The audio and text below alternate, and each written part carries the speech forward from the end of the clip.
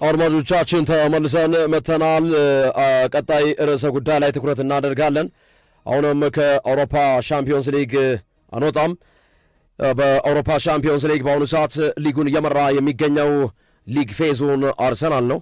በዚህም መሰረት ብዙ ጥቅሞችን የሚያገኝ ክለብ ነው። በተለይ እስከ መጨረሻው የመጀመሪያ ጨዋታውን ከሜዳ ውጭ የሚያደርግበት እድል ያገኛል። ከፍተኛ ገንዘብም ማሳካቱ ይታወቃል። 93 ሚሊዮን ዩሮ አግኝቷል። እስካሁን በጣም ከፍተኛ ገንዘብ ያገኘው አርሰናል ነው። አዎ ይህንም መነሻ በማድረግ ከአውሮፓ ሻምፒዮንስ ሊግ ላይ ጋር በተገናኘ የቀድሞ የእንግሊዝ ብሔራዊ ቡድን ተጫዋች እንዲሁም ደግሞ የቀድሞ የኒውካስል ዩናይትድ አጥቂ አለን ሽረር የሰጡ አስተያየት ተጠቃሽ ነው። አርሰናል የአውሮፓ ሻምፒዮንስ ሊግ ዋንጫ ጋር በተገናኘ ለፍጻሜ ይደርሳል፣ ግን ዋንጫውን አይወስድም ብለዋል። ወይም ደግሞ በመጨረሻው የፍጻሜ ጨዋታ ይሸነፋል፣ ነገር ግን እስከ ፍጻሜ ግን የሚደርስ ክለብ ነው በሚል ተናግሯል። ምንን መሰረት አድርጎ ነው ዋንጫ አይወስድም ብሎ ድምዳሜ ሊደርስ የቻለው? እስከ መጨረሻው ይደርሳል ካለ የመጨረሻው ላይ ዋንጫ ይነጠቃል የሚል ሐሳብ ያነሳበት ሂደት ከምን መነሻ ነው? ብዙዎች እንደ ቀልድም እንደ ትረባም አድርገው የሚያነሱት አንድ ጉዳይ አለ። ሶፊ እንደምታውቀው አርሰናል ዋንጫ ሲያይሽ ኮረመማል በማለት ሐሳብ ይገልጻል። ወይም ደግሞ አርሰናል ሚዜ ነው እንጂ ሙሽራ መሆን አይችልም የሚሉ ሐሳቦችን የሚያነሱ ብዙዎች ናቸው።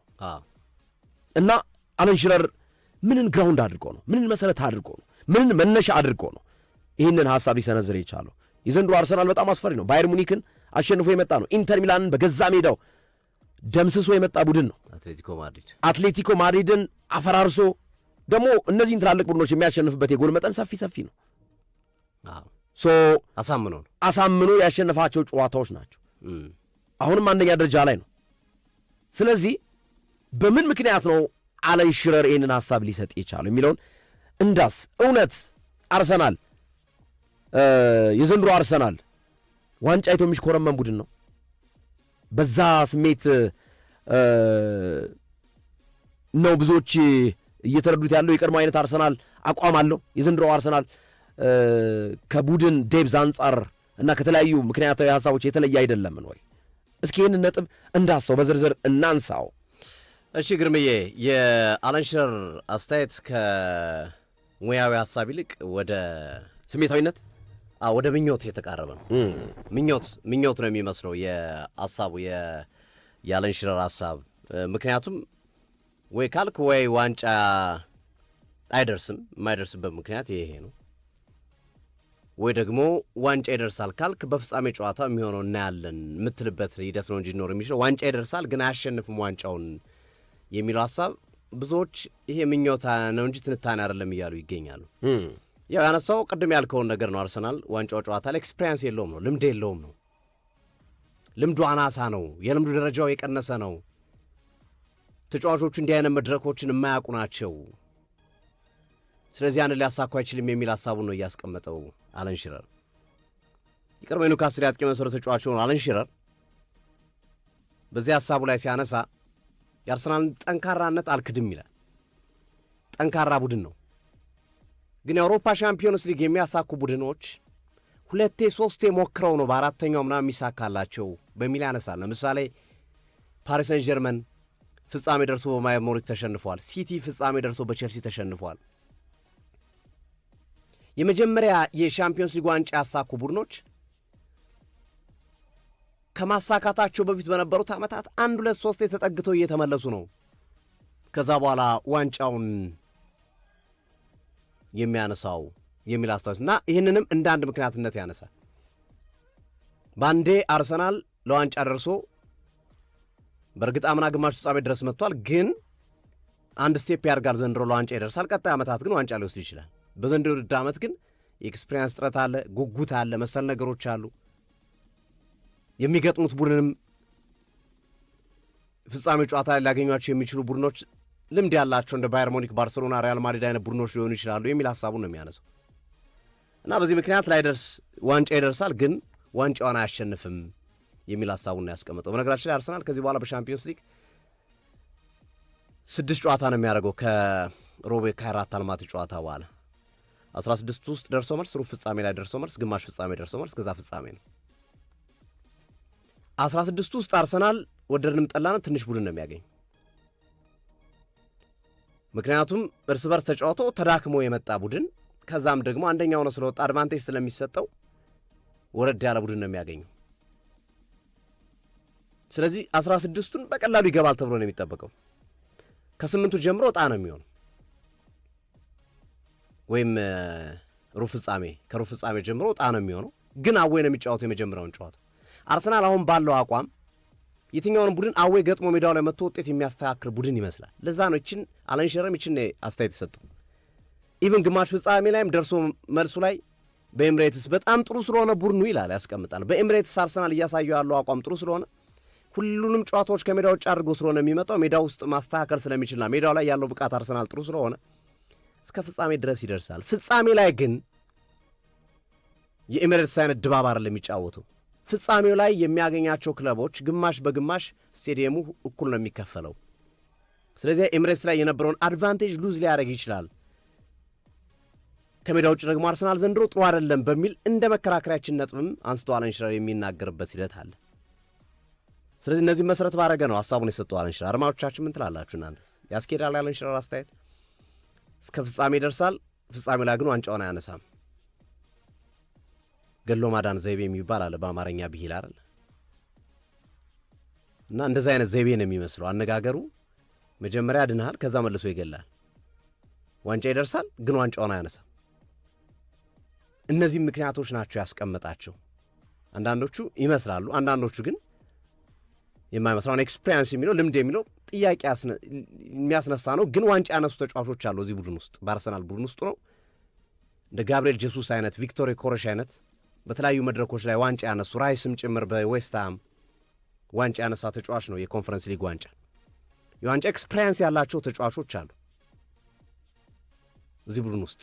በአብዛኞቹ ግን እንዳለው የላቸው። ሳሊባ፣ ጋብርኤል፣ ቤን ዋይት የመሳሰሉት ተጫዋቾች ካላፊ ማነው ኢንካፔም አለው ባየር ሊቨርኩሰን ላይ ኢንቪንሲብል የሆነ ተጫዋች ነው።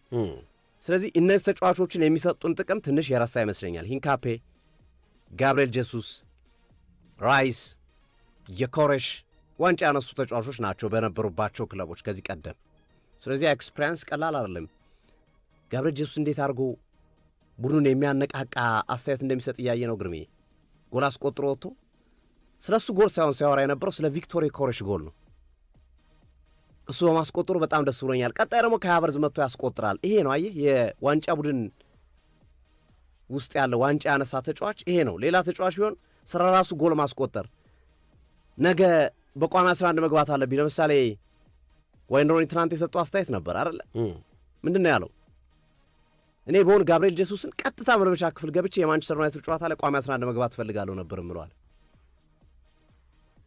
ይሄ ልምድ የሌለው ተጫዋች ዶ የሚናገረው ነው። ልምድ የሌለው ተጫዋች ቡድኑን ትረብሻለህ ሄደህ ብትናገር አንደኛ አሰልጣኙን ፍላጎት የቡድኑን ፍላጎትም ጫና ውስጥ መክተት ነው የሚሆንበት። የጋብርኤል ጄሱስ ግን ይሄ ሃርሞኒ፣ አንድነትን፣ ፍቅርን የመስበክና ሰላማዊ መንገድን የመፍጠርን መንገድን ያመጣው። የቪክቶር ኮሬሽ በኢንተር ሚላን ጨዋታ ላይ ጎል ማስቆጠር ብዙ ነገሮችን ቀይሯል። በነገራችን ላይ ከሳካ ጋር የነበረው ግጭትና በሚዲያዎች ሲራገብ የነበረውን ነገር መፍትሄ ያገኘለት ነው። የኮሬሽ ጎል አስቆጥሯል። አስቦትም ባይሆን አሲስት ያደረገው ሳካ ነው። ሌሎች ተጫዋቾች መጥተው ደስታውን ሊጋሩ ሲሉ የኮሬሽ ሳካን ነበር ባይኑ እየፈለገ እየሮጠ ሄዶ ያቀፈውና በተለየ መንገድ ደስታቸውን ሲገልጹ ነበር። ይሄ ሚዲያው ላይ ያለውን ጉሩር መምታ ለማጥፋት የተደረገ ጥረት ነው፣ እንዲህ አይነት የአንድነት ስሜትን ለማምጣት እና እንደዚህ አይነት ተጫዋቾች መኖራቸው እንደ ጄሱስ፣ ኢንካፔ፣ ስፔሻል ዲክላን ራይስ፣ ቪክቶር ኮሬሽ አይነት ተጫዋቾች እንዲህ አይነት ጠቀሜታ ነው የሚሰጡ። የኮሬሻውን ገብቶታል በሚዲያ ያለው ጫና። ለዛ ነው ጦሮ ሩጦ ሳካን ፈልጎ ሰላምታስ ለማብረር ነው፣ የሚዲያውን ጫና ለማብረር ነው። እና እነዚህን ነጥቦችን ኮንሲደር አላደረጋቸውም። ኤክስፔሪንስንም ሲያነሳ ከሜዳ ውጭ ጥንካሬንም ሲያነሳ አርሰናል እኮ አምና እኮ ከሜዳ ውጭ የነበረው ነበረ ጠንካራ ቡድን እኮ አርሰናል። እንዲሁም በሜዳው ነበር ውጤት ሲያጣ የነበረው፣ አቻ ሽንፈት የነበረው። ዘንድሮም በእርግጥ ከሜዳ ውጭ ቀዝቀዝ ብሏል። በሊቨርፑል የተሸነፈው ከሜዳ ውጭ ነው። በአስቶን ቪላ የተሸነፈው ከሜዳ ውጭ ነው። አቻ የወጣው ከኖቲንጋም ፎረስት ከሰንደርላንድ ጋር ከሜዳ ውጭ ነው። አብዛኞቹ እንቅፋት የመቱት ከሜዳ ውጭ ነው። ግን የአውሮፓ ሻምፒዮንስ ሊግ ዋንጫ ደረጃ ላይ ከደረስክ ያ ስሜት የሚፈጥረው መንቀልቀል የውስጣዊ ስሜትና ፍላጎት ቀላል አይደለም። እሱን መረዳት ያስፈልጋልና አላን ሺረር ለእኔ አስተያየቱን ምኞት ነው የምለው። ምኞት ነው ወደ ዋንጫ ይደርሳል ግን አያሸንፍም ማለት የምኞት አይነት በቃ አርሰናል ዋንጫ እንዳያሸንፍ አልፈልግም ላለ ማለት የተጠቀመው ቃል ነው ብዬ ነው ማነሳው። አላን ሺረር ትንሽ ነገር ልጨምር ወይስ አለ ሶፊ? እዚህ ጉዳይ ላይ መጨመር ትችላለህ። ወደ ሌሎች ከማለፍ በፊት ይችላል ግን እኔ አንድ ነገር ማንሳት እፈልጋለሁ። አንደኛ የዘንድሮውን የአርሰናል ከዚህ ቀደም ከነበረው የአርሰናል እግር ኳስ ቡድን አንጻር ማነጻጸር ተገቢ ነው ብዬ አምናለሁ። የዘንድሮ አርሰናል የተለየ አርሰናል ነው።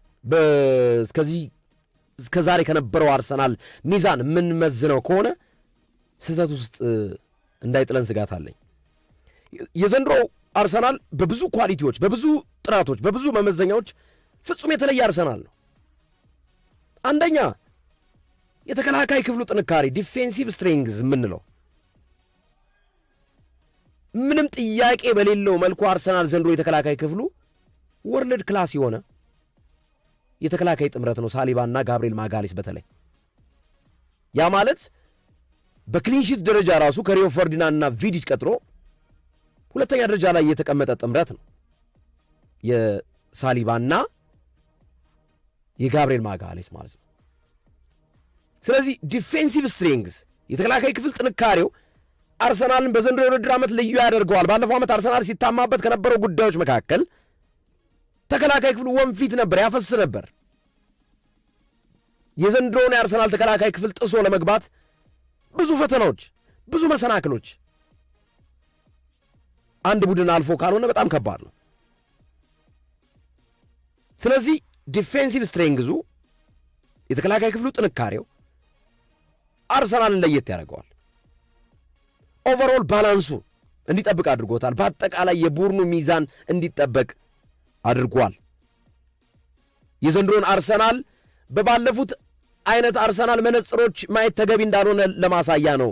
በጣም ኪ የምንላቸው ቁልፍ የምንላቸው መሰረታዊ ጉዳዮች አሉ አርሰናል የሚለይባቸው። ዘንድሮ በጣም የተለየ አርሰናል፣ የዘንድሮ አርሰናል ይለያል። አድማጮቻችን ይህንን መጀመሪያ ማመን ተገቢ ነው ብዬ አስባለሁ። በዊሊያም ሳሊባ የሚመራው ያው ጋብርኤል ማጋሌስ በተወሰነ መልኩ ጉዳት ላይ ወጣ ገባ ስለነበር ማለት ነው። በዊሊያም ሳሊባና በጋብርኤል የተጣመረው የመሃል ተከላካይ ክፍል በዘንድሮ የአውሮፓ ሻምፒዮንስ ሊግ 2 ጎል ብቻ ነው የተቆጠረበት። አድማጮቻችን 2 ባየር ሙኒክና ኢንተር ሚላን 5 ክሊንሺት አለው። ይሄ ቡድን በሻምፒዮንስ ሊግ ካደረጋቸው 7 ጨዋታዎች 5ቱ ላይ ጎል አልተቆጠረበትም። ከ7ቱ 7 ነው ድል ይዞ የወጣው። ኢቭን ኢንተር ሚላን ላይም 3-1 ነው ያሸነፈው። 3 ጎል ተቃራኒ መረብ ላይ አሳርፎ ነው 1 ጎል የተቆጠረበት። ያቺ ጎል ስትቆጠርባቸው አርሰናሎች ማየት ስሜት ነበራቸው። አንዷ ጎል በመቆጠሯ ማለት ነው። የተከላካይ ክፍሉ ብስጭት ስሜት የታየበት ነበር። ምን ያህል ቡድኑ ዲፌንሲቭሊ ስትሮንግ እንደሆነ ማሳያ ነው። ይህንን ቡድን ሰብሮ መግባት በጣም ከባድ ነው። በጣም ከባድ ነው። እንደ ድሮው በቀላሉ የሚታለፍ ተከላካይ ክፍል አይደለም ያለው። የተወሰኑ ቡድኖች ይህንን ተከላካይ ክፍል ሰብሮ በሻምፒዮንስ ሊግ ጎል አስቆጥሯል። ኢንተር ሚላንና ባየር ሙኒክ ሁለቱም 3 እና 4 ጎል የተቆጠረባቸው ቡድኖች ናቸው በአርሰናል ማለት ነው። ስለዚህ ዲፌንሲቭ ስትሬንግዙ ወይም ዲፌንሲቭ ሪዛይለንስ ተብሎ በእንግሊዝኛው የሚጠራው የአርሰናል የተከላካይ ጥንካሬ እንደ ብረት የጠነከረ ነው። በሻምፒዮንስ ሊግ በተለይ 2 ጎል ብቻ ነው የተቆጠረበት። ሁለተኛው ኮንሲስተንሲ፣ ወጥነት በየትኛውም ውድድር ላይ የአርሰናል ኮንሲስተንሲ የዘንድሮውን አርሰናል የተለየ አድርጎታል። ከዚህ ቀደም አርሰናል በሚወዳደርባቸው ቡድኖች ቶርናመንቶች ወይም ኮምፒቴሽኖች በዚህ ደረጃ ላይ ይገኝ ነበር ወይ? በፕሪሚየር ሊጉ አንደኛ ደረጃ ላይ ነው ከተከታዮቹ በ7 ነጥብ ርቆ። በሻምፒዮንስ ሊጉ ምንም ጨዋታ ሳይሸነፍ አንደኛ ላይ የተቀመጠ ቡድን ነው። በካራባኦ ካፕ ቼልሲን አሸንፎ የመልሱን ጨዋታ እየጠበቀ ነው ለዋንጫ ለመድረስ። ኤፍኤ ካፕ ፖርትስማውዝን አሸንፎ ቀጣይ ከዊጋን ጋር ወደ ቀጣዩ ዙር አልፎ እየጠበቀ ነው። በሁሉም ውድድሮች ላይ አርሰናል አለ። ይሄ የዘንድሮን አርሰናል ለየት ያደርገዋል። ኮንሲስተንሲ፣ ወጥነት በየውድድሮቹ የሚያሳየው ወጥ የሆነ አቋም ማለት ነው። ሶስተኛው ስኳድ ዴፕዝ ሮቴሽን ለአንድ ቡድን በጣም ወሳኞች ናቸው። የቡድን ጥልቀት ዘንድሮ አርሰናል ያልተጎዳበት ተጫዋች ነበር አልነበረም። ኦዲጋርድ አልተጎዳም፣ ሳሊባ አልተጎዳም፣ ጋብርኤል ማጋሌስ አልተጎዳም። ሁለቱ ወሳኝ ተከላካዮቻቸውን አርሰናል አጥቶ አልተጫወተም። የኮሬስ አልተጎዳም። ጋብርኤል ጄሱስ ከረዥም ጊዜ ጉዳት በኋላ አይደለም የመጣው። ከሃቨርትዝ ረዥም ጊዜ አልተጎዳም። ቤን ዋይት ረዥም ጊዜ ጉዳት አላጋጠመውም። ፒሮ ኢንካፔ አልተጎዳም። እስኪ አርሰናል ቤት ውስጥ ያልተጎዳ ማን ነው? ቲምበር ትንሽም ቢሆን ጉዳት አላጋጠመውም። በሁሉም ረገድ አርሰናል የጉዳት ሰለባ የሆኑ ተጫዋቾች ነበሩ። ያንን ጉዳቱን ያለውን ችግሩን ያስተካከለበት መንገድ የቡድኑ ስኳድ ዴፕዝ ጠንካራ ከመሆኑ ጋር ተያይዞ ነው። በእያንዳንዱ ቦታ ላይ ያሉትን አማራጮቹ ያቸው ጋብርኤል ማርቲኔሊና ማድዌኬ ስንል ቡካዮ ሳካና ትሮሳርድ አሉ በመስመር ላይ ለሚደረጉ የማጥቃት እንቅስቃሴዎች። የኮሬስ ስንል ጋብርኤል ጄሱስ ታምራዊ ተጫዋች ነው መጣ።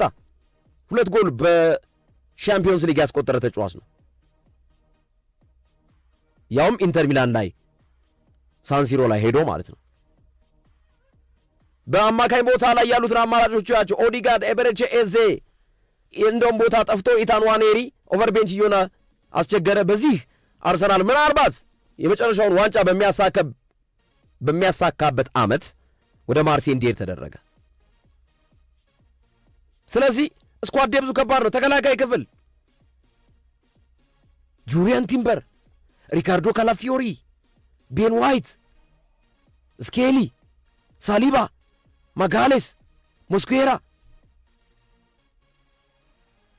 ምኑን ከምኑ በቃ አማራጩ ሰፊ ነው። ኢቨን እነዚህ ሁሉ ሲቸገሩ ኖርጋርድ አለ፣ ወደ ኋላ መምጣት ይችላል። አማካይ ላይ ኖርጋርድ፣ ዙብሜንዲ፣ ዲክላን ራይስ፣ ሚካኤል ሜሪኖ 6 ቁጥር ላይ እንኳን መጫወት የሚችሉ አማራጮች ማለት ነው። ኦዲጋርድ፣ ኤዜ ስኳድ ዴፕዙ ከባድ። ሮቴሽን ላይ የዘንድሮ አርሰናል ይለያል። ይህንን ማመን ያስፈልጋል። ጥልቅ ነው ስኳድ ዴፕዙ ጥልቅ ነው። በቃ የሆነ ተጫዋች ቢወጣ ስጋት ውስጥ የሚገባ ክለብ አይደለም። መተካት ይችላል። ያንን እድል ያላገኙ ልጆች ጭምር አሁን አሉ ኦቨር ቤንች ላይ የመጫወት እድል የጠበበባቸው። ያ ማለት ስኳድ ዴፕዙ ያመጣው ስኳድ ዴፕዝ ጥቅምም አለው ክፍተትም አለው። ጠቅሞ ሮቴሽን ላይ በሚገባ መስራት እንዲቻል ያደርጋል። እንደገና ደግሞ ክፍተቶቹ ደግሞ አንዳንድ ተጫዋቾችን ሊገፋ ይችላል። ዘንድሮ በስኳድ ዴፕዝ በአርሰናል ስኳድ ዴፕዝ የተገፋው ኢታን ዋኔሪ ነው። ወደ ማርሴይ አምርቷል። በዚህ ታሪካዊ ዓመት ቢያንስ አርሰናል ተወደደም ተጠላም በእኔ የግል አስተያየት ትልቅ ዋንጫ ያሳካል። ይህንን ማመን ያስፈልጋል ብዬ ነው ማምነው። ይሄ የግል አስተያየቴ ነው። በእርግጠኛነት እኔ አፌ ሞልቼ ነው የምናገረው። ይህንን ዛሬ አይደለም የተናገርኩት። ገና የውድድር ዓመቱ ከመጀመሩ በፊት አርሰናል በዘንድሮ የውድድር ዓመት ትልቅ ዋንጫ ያሳካል እመኑኝ እና ያልኩት ገና ፕሪሚየር ሊጉ ሳይጀመር ማለት ነው። አሁን እንደውም አይደለም አንድ ወደ 2 ትልቅ ዋንጫ እያደኩ ነው። ትልቅ ዋንጫ ነው ያልኩት። ምናልባት ፕሪሚየር ሊግና ሻምፒዮንስ ሊጉን ሊሆን ይችላል። 2 ትልቅ ዋንጫ አርሰናል የማግኘት እድል እንዳለው ስሜቴ እየነገረኝ ነው። በአጠቃላይ የዘንድሮ አርሰናል ዲፌንሲቭ ኦርጋናይዜሽኑ፣ የመከላከል መዋቅሩ፣ ኮንሲስተንሲ፣ ስኳድ ዴፕዝ፣ ሮቴሽን ላይ ያለው ስኬታማነት፣ ይህንን አቀናጁት፣ ነጠብጣቦችን አገጣጥሟቸው የተለየ አርሰናል ነው። እንደ ከዚህ ቀደሙ አይነት ሕጸጽ የምናወጣለት ችግር የምናወጣለት አርሰናል ነው ብዬ አላምንም። በብዙ መመዘኛ ኳሊቲ ያለው አርሰናል ነው። ስለዚህ ይህንን ማመን ያስፈልጋል። በተለያየ ሁኔታ ሲገለጹ የሚነሱ ሐሳቦች አሉ። ትናንት አንድ ሰው ሲያወራ የሰማሁት ነገር አለ እና ይሄ ሰው ትልቅ የባንክ ባለሙያ ነውና አርሰናል ሌሎቹ ቡድኖች ስለደከሙለት ነው የሚል አስተያየት ተነሳ። አንድ ቡድን ለምሳሌ በርንሌይን እንውሰደው ከሊቨርፑል ጋር አንድ እኩል የተለያየው አይ በርንሌይ ለምንድን ነው የበርንሌይን ጥንካሬ ማንሳት የማንፈልገው? ሌሎቹ ደከሙ የተባለበት ምክንያት እግር ኳስ እኮ ኮምፒቲሽን ውድድር ነው እኮ። ወልቭዝ እኮ አርሰናልን ማንቸስተር ዩናይትድን ሲያስጨንቅ አይተነዋል፣ ግን መጨረሻ ደረጃ ላይ የተቀመጠ ቡድን ነው። ይሄ እግር ኳስ ነው፣ ኮምፒቲሽን ነው። ሌሎቹ ስለደከሙ የሚባል ፕሪንሲፕል የለም። እንዲህ የሚባል ፉክክር ነው። ትገጥማለህ። ዛሬ ጥሩ ልትሆን ትችላለህ፣ ነገ ጥሩ ላትሆን ትችላለህ። ትሸነፋለህ። መሸነፍ ማሸነፍ ያለ ነው። ስለዚህ እነዛን ቡድኖች እና ከዚህ የባንክ ባለሙያ ጋር እየተወያየን ነበር። እንዴ በምን ሎጂክ ነው ሌሎቹ ደከሙ የሚባለው? እንዴት ነው እያሸነፉ እየመጡ ነው? እነሱን ያሸነፏቸውን ቡድኖች ጥንካሬ ለምንድነው ወደ ጎን የምንለው? ማንቸስተር ሲቲ በሻምፒዮንስ ሊግ ሲሸነፍ አይ ማንቸስተር ሲቲ ስለደከመ ነው የሚባል ነገር የለም። ያኛው ቡድን ጠንክሮ የመጣበትን የዛኛውን ቡድን ጥንካሬም አብረን ማድነቅ እና እውቅና መስጠት ያስፈልጋል ብዬ አምናለሁ። ዞሮ ዞሮ አርሰናል የዘንድሮ ቡድን ወደድንም ጠላንም ኳሊቲ ቡድን ነው። ኳሊቲ ጥራት ያለው ደረጃውን የጠበቀ ምርጥ ቡድን ነው የሚል ሐሳቤን ለማጠንከር ነው። ሶፊዬ እሺ ግርብዬ ተጨማሪ ሐሳቦችን ለመግለጽ ያህል ዛሬ ከወጡ መረጃዎች ጋር ተያይዞ ከአርሰናል ጋር ተያይዞ ማርሴል ዴሳይ የቀድሞ ፈረንሳዊ ተጫዋች ዊሊያም ሳሊባን ይቅርታ ጠይቆታል። ዊሊያም ሳሊባ በኦሎምፒክ ማርሴይ በነበረበት ጊዜ ተችቼዋለሁ፣ ትልቅ ተከላካይ መሆን አይችልም ብዬ ተችቼው ነበረ። ቃል አውጥቶ አፍ አውጥቶ ሳሊባን ይቅርታ አድርግልኝ ብሏል። ማርሴል ዴሳይ ላይ በጣም ተወዳጅ የነበረ ተጫዋች እንደነበረ ይታወቃል። ጁሪያን ቲምበር ሰሞኑን የነበረው አንድ ፖድካስት ላይ በሰጠው አስተያየት ከልጅነቱ ጀምሮ አርሰናል ደጋፊ እንደነበረ ተናግሯል። በታላቅ ወንድሜ ምክንያት የአርሰናል ደጋፊ ሆኜ ነው ያደግኩት። የጃክ ዊልሼርና የቫን ፐርሲ አድናቂ ነበርኩ ይላል። የጃክ ዊልሼርና የቫን ፐርሲ አድናቂ ሆኜ ነው ያደግኩት። ነገር ግን ቫን ፐርሲ ወደ ማንቸስተር ዩናይትድ ከሄደ በኋላ ለእሱ ያለ ፍቅር ቀንሷል። ጃክ ዊልሼርን ግን ከልቤ ነው የምወደው እና ከልጅነት ጀምሮ አርሰናል ደጋፊ ነኝ ብሎ ፎቶ ጭምር አስደግፎ ያወጣበትን ሂደት ተመልክተናል። ከእሁዱ ጨዋታ ጋር በተያያዘ ሪካርዶ ካላፊዮሪና ሂንካፔ ሊደርሱ እንደሚችሉ የመረጃ ምንጮች እየጠቀሱ ነው። ሂንካፔ ልምምድ መጀመሩን ይፋ አድርጓል። ካላፊዮሪን በተመሳሳይ በኢንስታግራም ገጾቻቸው ላይ ወደ ልምምድ መመለሳቸውን ይፋ አድርጓል። እንግዲህ ፊት ይሆናሉ እሁዱ ጨዋታ አብረን የምናየው ይሆናል። እነዚህን አፕዴቶች ከአርሰናል ጋር በተያያዘ ለመጨመር ነው ግርምዬ።